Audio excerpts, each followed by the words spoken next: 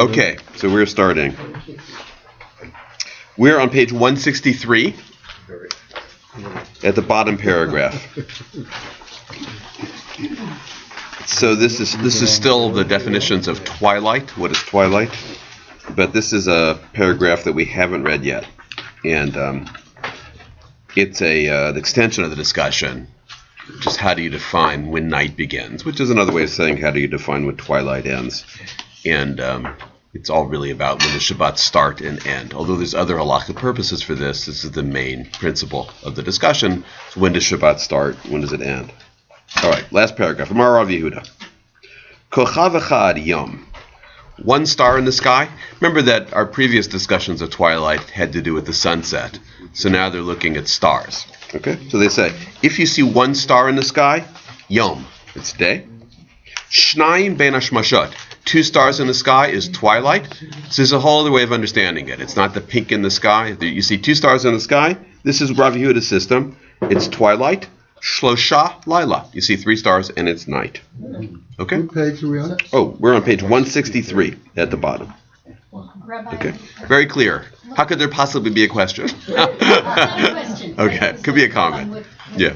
Oh, okay, Wikipedia. Yeah. So they said sunset is just when the disk of the sun goes out of sight. Uh-huh. And dusk is when it's 6 degrees below. Oh, so there's which wouldn't have done them any good. I know, it's really interesting. Yeah, it's interesting. Yeah. So they actually have a scientific. They have to have a standard, I guess. Yeah. Twilight is between dusk and sunset. Yeah. What's interesting is they had a pretty well. They traded opinions, so they had different opinions, but they had some detailed opinions. It had more to do with color. I think that's interesting too, like the color of the sun. So anyway, let's keep going. Tanya Nami. So also we have that in the Baraita, and it's the same thing. Kochav echad yom. 1 star is day. Shnayim ben hashmashot. 2 is twilight. Shlosha laila. 3 is nighttime. Notice that this doesn't define what twilight might mean halachically. Is twilight Shabbat? Is it not Shabbat? That actually hasn't really been decided. Different people have different opinions. But 2 stars they're saying is twilight. 3, there's no question, is nighttime. 1, there's no question, it's day. According to this opinion. Okay? Amar Rabbi Yossi. So Rabbi Yossi says, Lo kachavim gedolim. All right, so it's not the big stars that you can see all the time. Hanirim bayom. So it's not the big stars. Remember, for them, stars were any kind of heavenly body except for the sun. So a planet would be included as a star. So there are planets that you can see all the time. So, there's times of the year when you can see them all the time. There is kind of an interesting footnote. You can look at either of these notes. At the bottom where it says halakha. In practice, night begins when 3 small stars are visible, even if they are dispersed in the sky, because we are not considered experts in the parameters of medium-sized stars. So although the Talmud says that it's medium-sized stars, we should not be expected to know the difference between a medium-sized star and a small star. So therefore, we interpret it to the stricter. We take the stricter interpretation and says 3 small stars. That's nighttime. We don't ask ourselves, are those big stars? Are those little stars? So you've got to have 3 little stars. Okay.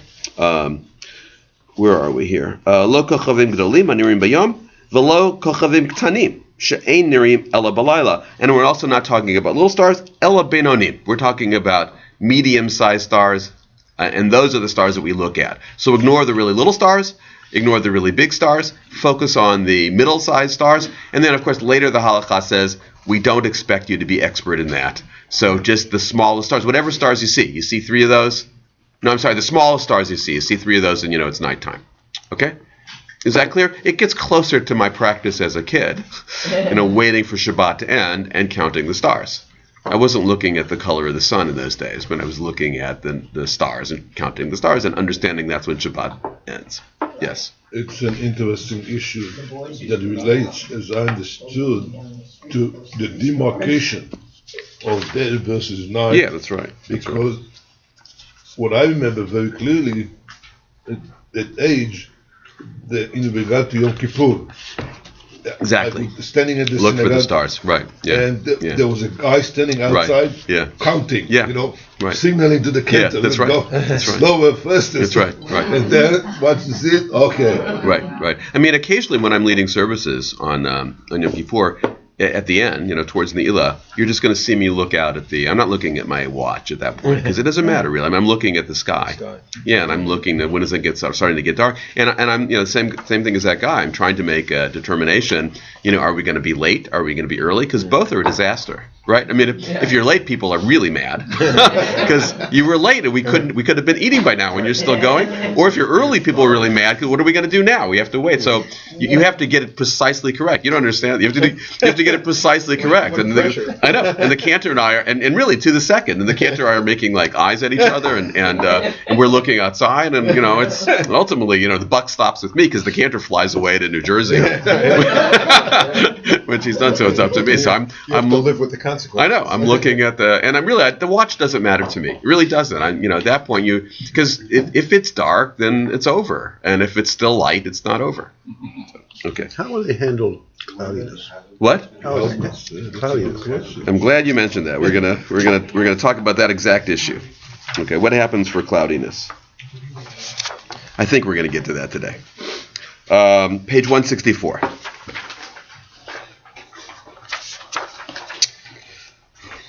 Amar Rabbi Yossi b'Rabbi Zavida. Okay, so before we get to cloudiness, which still actually might take us a little bit of time, they have a great answer to that, by the way. I just don't want to give it away, so we'll get to it. I'll keep going. So Rabbi Yossi says in the name of Rabbi Zavida, Ha'oseh malacha b'shnei ben hashmashot chayav chatat mima nafshach. So if you do work 2 consecutive twilights, in other words, twilight on Friday and twilight on Saturday, one way or another you sinned, and you have to bring a sacrifice, no matter how you look at it.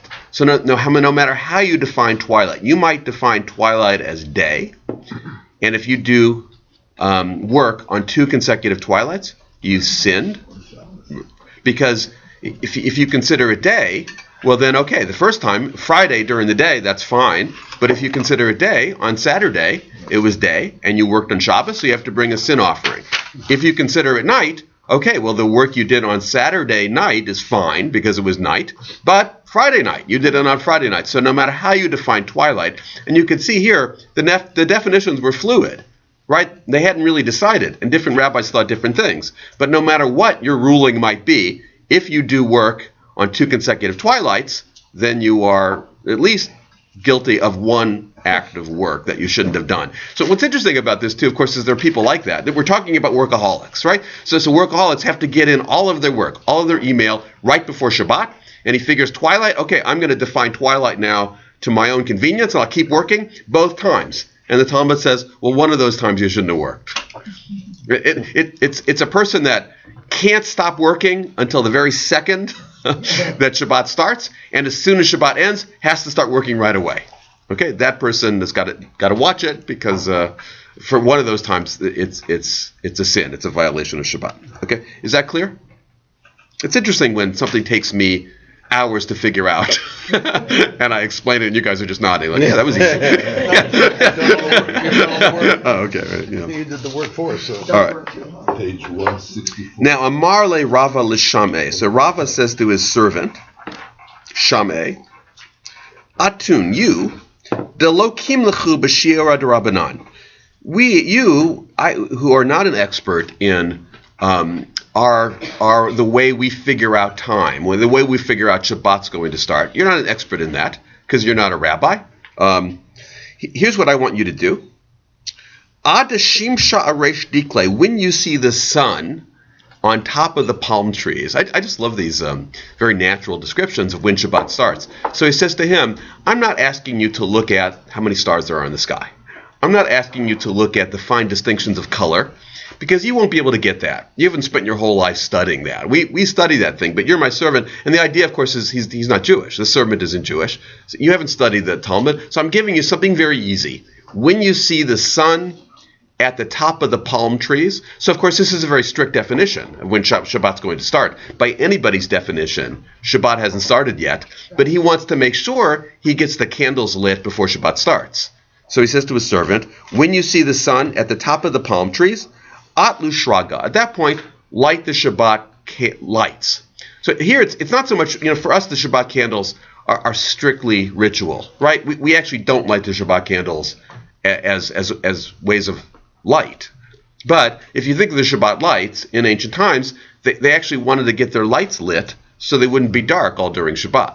So I want you to do that. He's saying, I want you to do that when the sun is on top of the palm trees. So that's sort of the sun coming down, because the palm trees aren't, so they're coming down, but they're still on top of the palm trees.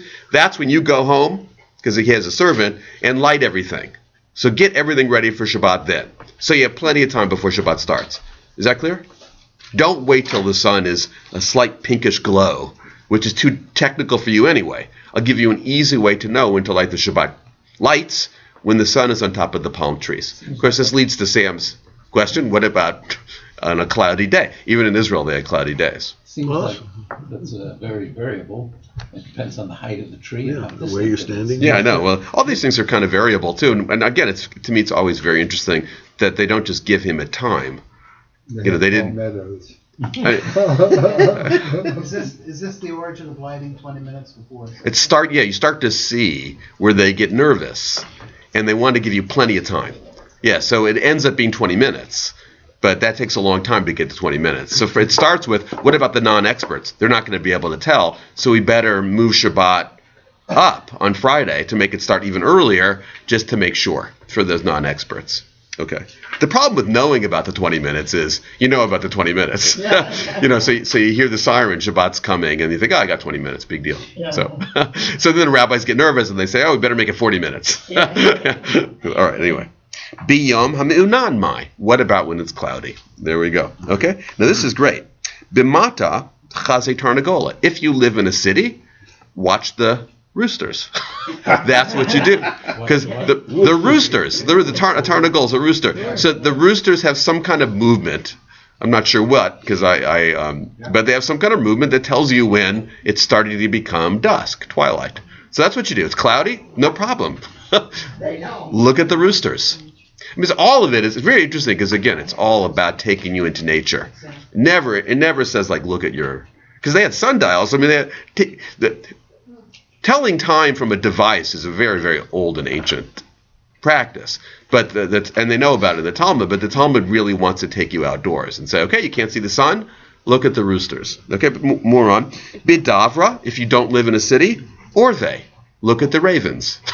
The ravens know when Shabbat's about to start. So what do they do? I don't know. I mean, all the time crowing and so Steinsaltz actually says performing mischief. The ravens because they return to their nest as evening approaches. The roosters because as evening approaches they sit on their beams. Steinsaltz may be making this up. I don't know. He doesn't live in the time of roosters or ravens either. I shouldn't say he's making it up. I'm sure he's reading Rashi. I don't know if Rashi really understands what the Talmud was talking about. We live in different times. I mean, we have to have watches at some point. We just look at our watches and we understand what time. But what's lovely about this is it's about the cycles of nature. If you don't have the sun, you've got birds. Birds live according to the cycles of nature. Get yourself into the cycle of nature. That's how you get into the spirit of Shabbat. It's interesting that birds are given the ability to understand when night is coming. That is interesting, yeah. So it means birds are really important for us. Like if it weren't for birds, we wouldn't know when Shabbat starts. Yeah. And that would be a disaster, right? And of course, they have other roles in nature, but that's their most important role in nature is for us to tell us when Shabbat starts. Yes, what I observed on one end, the opposite. Yeah. The signifying the beginning of the day when the rooster starts hopping and jumping. And, right. So everybody knows that. Right. That's what's interesting is I never knew until now that the roosters also indicate the end of the day. I was born and raised in a quote-unquote semi-farming house. Yeah. And when the sun would start going down, winter or summer, they would cool down and stay quiet. Right. And that was a good sign. So you knew. So the thing about ravens is interesting to me too, that you observe. If you watch them 20 minutes or 30 minutes before sunset, you'll see hundreds and thousands of ravens. That is interesting. Is interesting. So it's based on observation.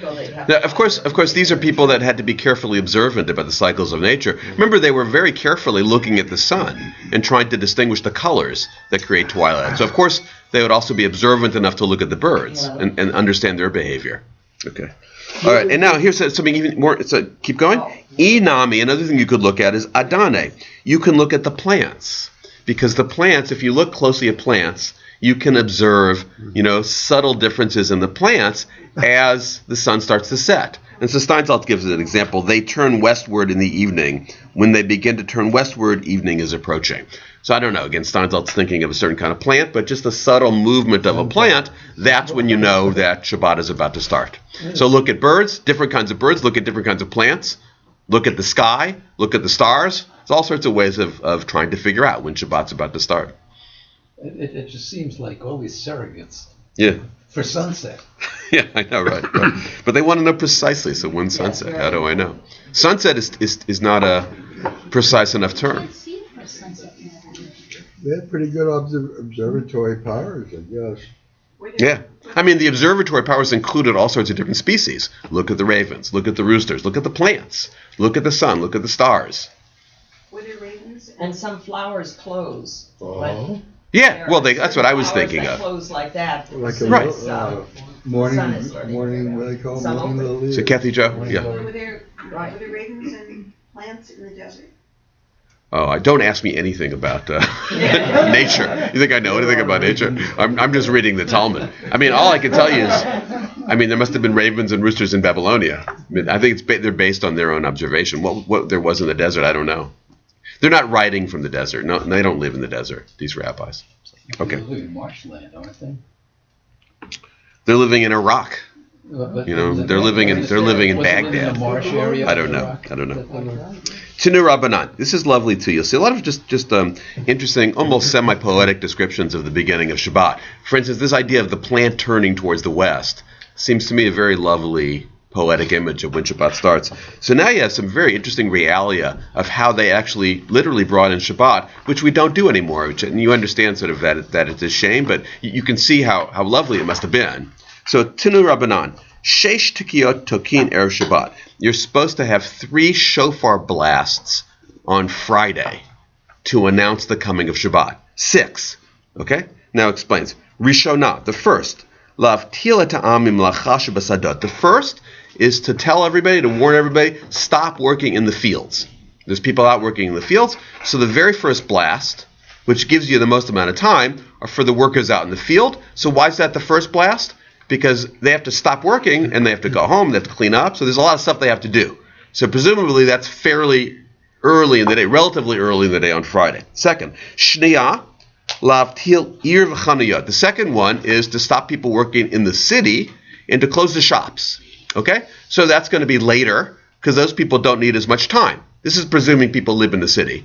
But those people don't need as much time to close their shops and go home. That's 2. Shlishit, Ladliket Haner. The third blast is to light the light. It could be like Shabbat candles, but it could be just to light the stuff you need in your house to light. Okay? Divrei Rabbi Natan. All this is the system of Rabbi Natan. Okay? By the way, that's only 3. They told us 6. It's only 3. So we'll see where the other 3 are in a second. But I'm going to keep going. Rabbi Yehuda HaNasi Omer. So Rabbi Yehuda HaNasi, who lived in Israel. So this goes back to Israel. This is Judah the prince, who is the author of the Mishnah, the editor of the Mishnah. This is what he says. Shlishit lachlotz tefillin. Okay? The third is to take off tefillin. So it's not to light the lights, it's to take off tefillin. So we're used to you wear tefillin in the morning. During Talmudic times, there were people that would wear tefillin all day, but you can't wear it on Shabbat. So the third one was for those especially spiritual people that are wearing tefillin all day, so they could take it off. Okay. Now this is interesting for both. This shoheh. In other words, for both, for whether you think the third is to light Shabbat candles or the third is to take off tefillin. Now, vishoha, you wait. Now, how long do you wait before you do the last ones that really bring in Shabbat? Kedei tzliat dakatan. Enough time. It's very important. It's enough time to prepare a small fish dish, right? A small fish dish. O kedei ladbik pat b'tanur, or enough time to make bread, to quickly make bread like pita, which doesn't take very long. Okay, so you wait enough time for those people that really push it to the last second, and they realize Gewalt, the last shofar blast is blown, and I haven't made any food for Shabbat. So you give them enough time to make the quickest dish, which is a small fish and some quick bread. It's really to me it's fascinating because you have to give people enough time to celebrate Shabbat. I mean, it's that Shabbat is about celebrating. It's about Jews living Shabbat. And so you make sure that you give people enough time to make some kind of celebration on Shabbat. So, and then Vitokea, then it becomes really ceremonial. A Tokea is a Tekiah, so you do a Tekiah, Umeria, and you do a Trua, Vitokea, and then you do another Tekiah, so that's the three more, and Vishovet, and then Shabbat starts. So there's a series of shofar blasts that gradually bring in Shabbat, starting in the fields, and then in the city, and then taking off tefillin or lighting Shabbat candles, and then you wait for those people that put it off all day to give them a quick moment, 20 minutes to make their meal, and then the ceremonial three blasts, and then Shabbat starts. So you actually have a picture of a community that's everybody celebrating Shabbat together, because there's no room for non-Jews in this, right? I mean, everybody is celebrating together. So it's a community of Jews that are celebrating together. Okay. Well, the servant with the palm tree.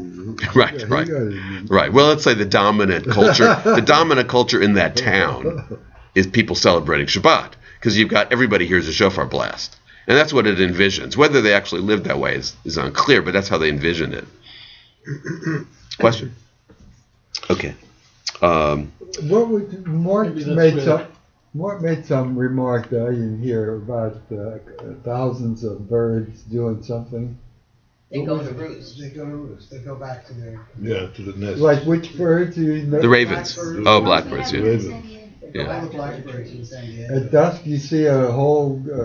Yeah, of course I live near Torrey Pines, so they can see them going into the woods. But there are hundreds, there are thousands. So when you see it on Friday, start getting ready for Shabbat. Don't call us. I'll get the candles out. blow a shofar. Get a shofar, blow a shofar. Even now it's go very fast. Yeah.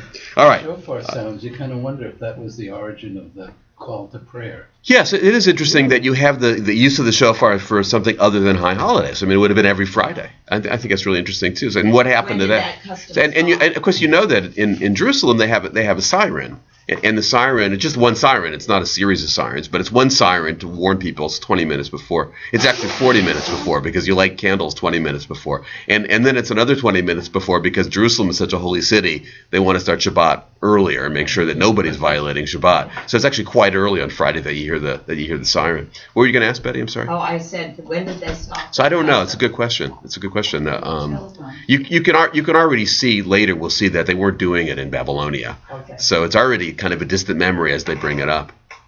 Okay. Amar Rabbi Shimon ben Gamliel. So Rabbi Shimon ben Gamliel, who by the way is a very fairly early rabbi who also lived in the land of Israel. So he says, Ma na'aseh lahem labavliim. What are we going to do with these Babylonians? It means the Babylonian Jews. So these are the differences between the Babylonian Jews and the Jews in Israel, in the land of Israel at the time. And there was already a rivalry. And because they had different practices. So Shimon ben Gamliel is throwing up his hands. What are we going to do with these Babylonians? Now he says, because look what they do. Look what they do. Shetokim, they have a tekiah. Umariin, they have a trua.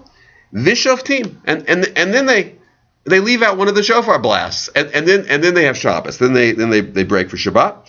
Mitoch Miri'in, Shabbat starts with that trua. Remember, and we have 3 blasts, and they have 2 blasts, and he's very upset about that. Babylonians, what are they going to do with those Babylonians? Those reformers. I know, those reformed Jews. They go off on their own. They leave out a shofar blast. You can see the origins of the. No, but you have to read the whole story, though. It goes on. 5 blast Jews and the 6 blast Jews. So he said, I know, that's right. You've got the 5 blast Jews versus the 6 blast Jews. He says, Tokinu Mariin. Their last is a tekiah and a trua. He does the math. Havalahu chamisha. That's 5. And we learn you have to do 6. Those Babylonians. What are we going to do about them? That literally says, what are we going to do with the Babylonians? We have to send a delegation over there and confiscate their shofars because they're doing it wrong. Okay. Ella. So now we have an answer to him. Shitokin. So what really what they do is they sound a tekiah blast. V'chozrim, and then they v'chozrim b'tokim, then they go back and they do a tekiah again. Umiri'in, and then they sound to the trua. Vishoftin mitoch meri'in. And they start Shabbat in the middle of that Truah, in the middle of the Truah. In other words, they do have 6 blasts. They just do it in a slightly different order than we do it in the land of Israel. That's what the answer is. That's what the answer the Mishnah gives. I mean, the Talmud gives. So it's different. It's not quite as different as you thought, because you thought they were leaving out a whole shofar blast. That would be awful. So in fact, they do all 6. They just do it in a different order. Well, how do we even justify that? Shouldn't they do it the way we're doing it? Now it has a very, very important statement in the end. Minhag avotehem b'yidehem. Because this is the minhag, the custom of their ancestors. That's why they do it. And that becomes the point, by the way, becomes the point of this paragraph, is that different communities will have different customs. So get over it. And that's precisely the point of this. Because Rabbi Shimon ben Gamliel is saying, what do we do with the Babylonians? What do we do about these Babylonians? They have a whole different custom, a whole different way of bringing in Shabbat.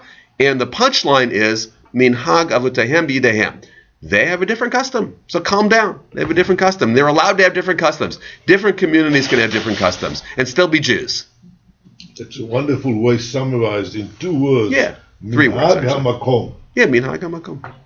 So wherever you are, the community, etc., that's what it is. Yeah. However, I mean, Rabbi, it's just one thing. So it's the tension that comes from a people, the Jewish people, with communities literally all over the world.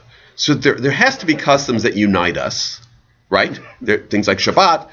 This is the whole course we were teaching on Tuesday nights. There have to be things that on Tuesday nights. There have to be things that unite us, but you also have to allow local customs to have their own unique customs, because otherwise it'll never work. You can't impose customs on Jews in Antarctica and Jews in Africa. They're going to develop differently.